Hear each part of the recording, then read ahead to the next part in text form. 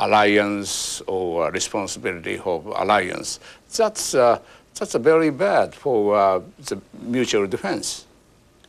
Well, if there are those kinds of suspicions, then it would be very bad for the alliance, for the defense of Japan, and for the security in East Asia. As I said, I think that our concept is that the U.S.-Japanese alliance is the bedrock on which we've built all of our security policies for the region, and for a large part of the world, in fact.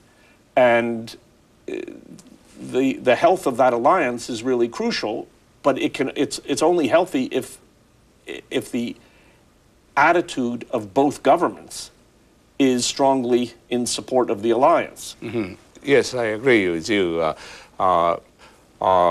When you were in the government and the President Bush was in the White House, we had mutual understanding and trust. Our Conservative Party, LDP, and Republican White House has good trust.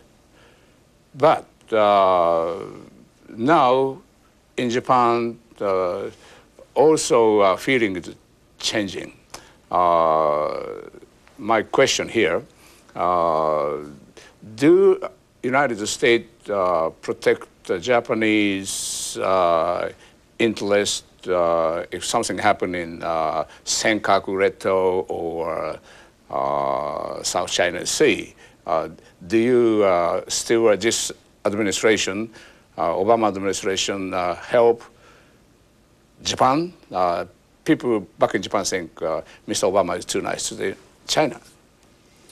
Well, I think that the alliance remains a key element of U.S. national security policy, even in the Obama administration. And I have not heard any suggestion that the Obama administration wants to re-examine or reopen the fundamental principles of the U.S.-Japan alliance. So I think my understanding is that the United States' commitment to Japan and to Japan's defense and to the security of the whole area remains.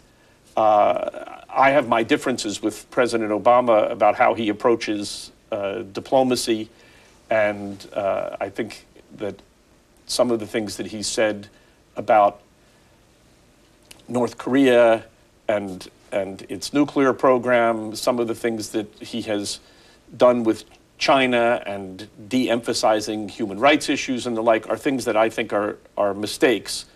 But I don't think that any of those criticisms that I would have of the Obama administration mean that the Obama administration is not committed to the alliance with Japan. I think that commitment is deep, and it runs throughout the U.S. government. And as I said, I've not seen anything from the Obama administration that fundamentally calls that into question. But the problem is the Japanese perception, kind of the perception gap between the United States and Japan on Mr. Obama's policy towards China and Japan. Well, that's an important point. And I mean, I have had a view for many years, and I tried to implement it when I was in the government at the Pentagon, that alliances should not be taken for granted. Neither the U.S. alliance with the Europeans, nor the U.S. alliance with Japan, nor any of our alliances. They should not be taken for granted. A lot of people seem to think that they go on, and they don't need to be paid much attention to. I believe they do need to be paid attention to, because especially when you're dealing with democracies, you can have a healthy alliance only if you have popular support. And you're going to get popular support only if the governments work to cultivate popular support. And I think that the governments have an obligation, and I think this is what your question is getting at. If you want to sustain an alliance, the government should work on the perceptions of its own people and the perceptions of the population of the allies. And if you say that people in Japan are questioning America's commitment, then the American officials who care about the alliance should be attentive to that. and I think they should be addressing Japanese concerns, because we have an interest in American popular support and Japanese popular support for the alliance. And if you start getting questions on the part of the public about the value of the alliance, that needs to be attended to, or you could find that you wake up one morning and you don't have the popular support to sustain the alliance, and that's a very bad situation to be in. インタビューをまとめてみます。